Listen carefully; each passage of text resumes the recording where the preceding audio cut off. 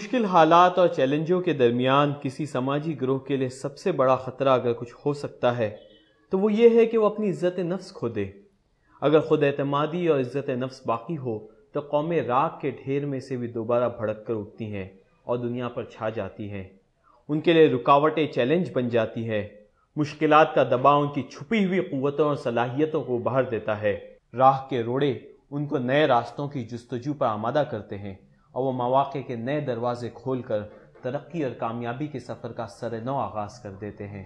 اس کے بالمقابل اگر عزت نفس اور خود اعتمادی ضائع ہو جائے تو چھوٹی رکاوٹ بھی پہاڑ نظر آتی ہے۔ دفاعی قوت ختم ہو جاتی ہے، ذہن مفلوج ہو جاتے ہیں، مایوسی، پست ہمتی اور بے اعتمادی طرح طرح کی مصالحتوں اور پسپائی کے لیے مجبور کرتی ہے۔ جذباتیت، قنوطیت، تشکیق اور اس کے جیسے دسیوں نفسیاتی عوارض اس کے پیروں کی بیڑیاں بن جاتے ہیں۔ ایسی قومیں بہت آسانی سے تاریخ کے کوڑے دان کی نظر ہو جاتی ہے۔ اس وقت ہمارے ملک اور دنیا کے حالات بلا شبہ اسلام کے ماننے والوں کے لیے بڑے چیلنجوں سے پر ہیں۔ ان حالات میں اسلام کے دشمنوں کی سب سے بڑی کوشش یہی ہے کہ مسلمانوں کی عزت نفس محروم ہو جائے، وہ اپنی خود اعتمادی کھو دیں، اسلام پر، اس کے اصولوں اور قدروں پر اور اپنی نظریاتی بنیادوں پر ان کا اعتماد متزلزل ہو جائے اور اپنے ملی وجود اور تشخص پر انہیں شرمندگی کا احساس ہو۔ خود اعتمادی اور عزت نفس سے محرومی کا پہلا نتیجہ یہ نکلتا ہے کہ سماجی گروہ اپنا مستقبل خود تشکیل دینا چھوڑ دیتے ہیں اور اپنے آنے والے کل کو حالات کے حوالے کر دیتے ہیں۔ ان کے اندر رد عمل کی نفسیات پیدا ہو جاتی ہے، وہ خواب دیکھنا چھوڑ دیتے ہیں اور ان خوابوں کے لیے جینا چھوڑ دیتے ہیں۔ اپنی منزل کو نگاہوں میں رکھ کر اس کی سمت قدم اٹھانا ان کے لیے ممکن نہیں رہتا۔ ان کا قدم اٹھتا ہے تو بس کسی اور کے عمل کے رد عمل میں۔ ان کا ایجنڈا دوسروں کی حرکات اور سکنات کے ذریعے متعین ہوتا ہے۔ وہ دوسروں کی سازشوں کے خوف کے سائے میں جینے لگتے ہیں اور اپنے سائے سے بھی بدکنے لگتے ہیں۔ اسلام کے ماننے والوں کو اللہ تعالیٰ نے جو نعمتیں دی ہیں ان میں ایمان کی دولت سب سے قیمتی نعمت ہے۔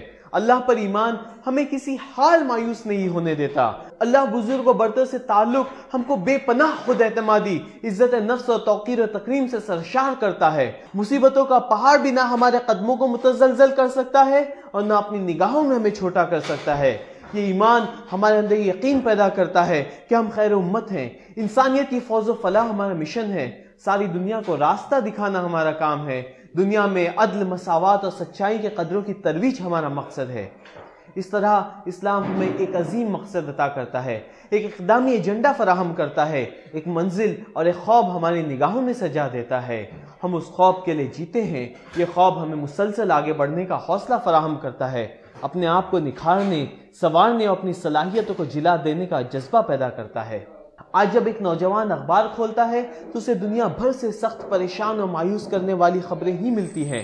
جگہ جگہ بمباریاں، کھنڈر میں بدلتے شہر، معصوم بچوں کی کٹی پھٹی لاشیں، جگہ جگہ اسلام اور اسلامی شاعر کی بے حرمتی، اسلامی تحریکوں پر مصائب و مشکلات، اسلام کے نام سے دہشت گردی، یہ سب باتیں اس کی عزت نفس کو مجروح کرتی ہے۔ پھر پروپیگنڈا کی پوری مشنری اس بات پر معمور ہے کہ یقین دلایا جائے کہ یہ سب افراتفری اسلام کے اصولوں کی وجہ سے ہے اور اس کا حل یہی ہے کہ اسلام کو بدلا جائے۔ دوسری طرف ان اسلام دشمنوں کی بھی کمی نہیں جو ان حالات کا استحصال کر کے مسلم نوجوانوں کو انتہا پسندی اور جذباتیت کے جال میں پھنسانا چاہتے ہیں تاکہ اسلام کو بدنام کرنا آسان ہو جائے۔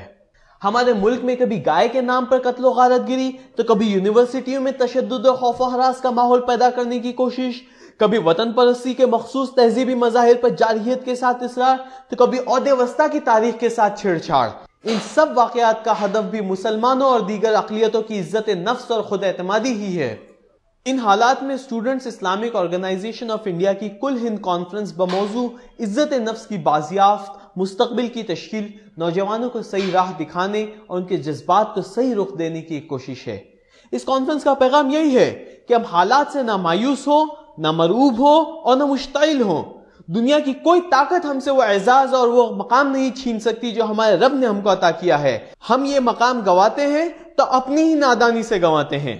ہمیں اپنے اندر یہ اعتماد پیدا کرنے کی ضرورت ہے کہ ہمیں اس دنیا میں خدا کا آخری پیغام ہے۔ ہمارے پاس وہ اصول اور وہ قدریں ہیں جن کی آج دنیا کو شدید ضرورت ہے۔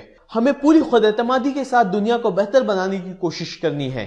نہ اس کام سے دستبردار ہونے کی ضرورت ہے اور نہ اس کام کو انجام دینے کے لیے اشتعال انگیز جذباتی یا پرتشدد طریقے اختیار کرنے کی ہمارا دین ہم کو اجازت دیتا ہے۔ ہم نہایت امن کے ساتھ تعمیری ذرائع اختیار کرتے ہوئے ایک ایک انسان کے دل پر دستک دے سکتے ہیں۔